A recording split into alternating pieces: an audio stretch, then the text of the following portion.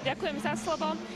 Dobrý večer aj priamo z palubovky v Handlovej. My sa však v prestávke presunieme na inú palubovku, a to do Prievidze, pretože v minulom kole v zápase proti Leviciam nastúpil už aj Pavel Bosák. Tomu udelila hracia komisia Slovenskej basketbalovej asociácie 8 zápasový dištanc za bitku, ktorá sa zrodila v dueli proti Banskej Bystrici. Po zhliadnutí nového videa však rozhodla ináč a stop bolo iba na 3 zápasy s možnosťou vykúpenia v tom poslednom. To Prievidza samozrejme využila, no a Pavel Bosák jej pomohol k výhre práve s Levicami. Nás samozrejme zaujímal názor samotného hráča na nové rozhodnutie hracej komisie. Chci jim poděkovat, že to zmenšili, že jsem to ani upřímně nečekal, tak každý říkali 4-4, já jsem si při štěstí jsem myslel, že 6, ale 3 a ještě z jedno se dá vykoupit.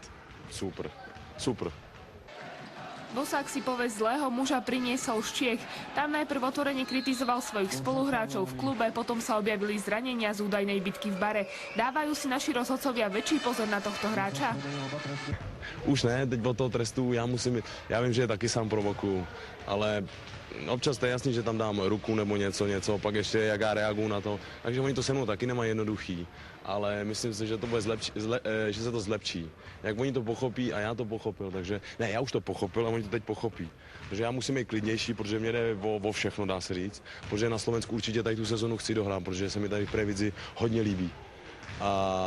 Takže to bude dobrý teď už. Bosák rozdelil basketbalových fanúšikov na dve skupiny. Prvá ho zbožňuje pre jeho schopnosti, veľkú bojovnosť a oddanosť týmu. Druhá skupina vraví, že pri svojej bojovnosti nepozerá na nič iné a pred očami má v niektorých momentoch zatmenie. Ktorá skupina je podľa Bosáka bližšie k pravde? Ta první, protože jako ať si říkají každý, co chce, tak zaměříme se na ty lidi, který týmu basketu rozumí. Takže dobře ví všichni, kdo kouká na nějaký úlepkaby Euroligy, takže takhle basket se hraje. A já neříkám, že já jsem nějaký špičkový hráč, to vůbec. Ale takhle se ten basket hraje, prostě agresivní a jde se do všeho. A já teď všichni můžou sledovat, Euroliga už běží všechno, takže takhle basket se hraje. Akorát prostě zopáknu to, ať to každý bere jak chce, ale prostě je to fakt, že ta slovenská liga je slabší, takže na to nejsem zvyklý. Na mě, na takovou hru, pán je potetovaný, na každý faul písklej vyskočí. A to je moje chyba, ale prostě takhle se ten basket si myslím, já hraje. Ja môžem vám dať pohľad Pavel Bosak človek ili Pavel Bosak hráč. Ja som njegov trener. Ja môžem njega teraz analizirati ako hráča. Njega ako človeka určite môžem povedať len jednu vec. Kad ne bi bol dobar človek, ne bi bio u našem timu. Znači mi njemu verimo kao človeku. Ako hráč.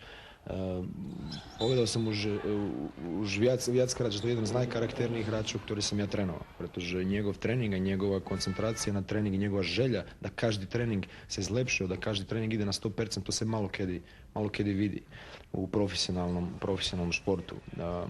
Za sobom je nosio nekakve zle spravi.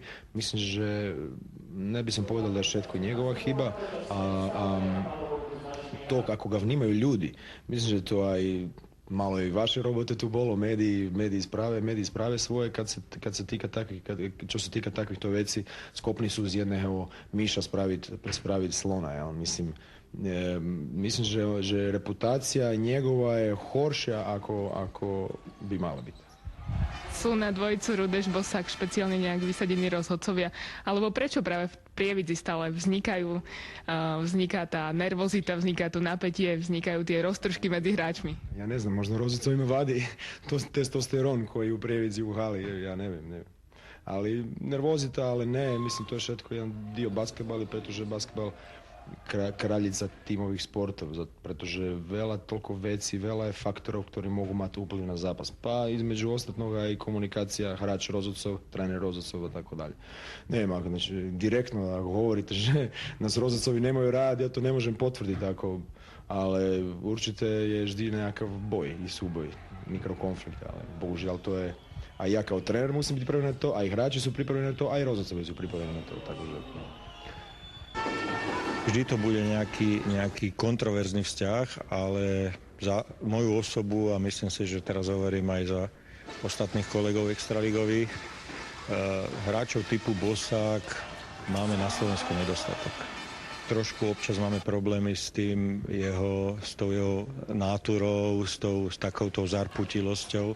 Nemyslím si, že by rozhodcovia ho považovali za nejakého, nazvime to enfant terrible, alebo teda zlého muža, aj keď teda niektoré situácie, ktoré nastali, tomu nasvedčujú. A tréner Rudeš, považujem ho za jedného z lepších trénerov na Slovensku, ktorý basketbalu venuje všetko prakticky a správa sa maximálne profesionálne, aj keď tiež, keďže v športe sú emócie, tak niekedy tie emócie prepuknú, ale to už patrí k tomu.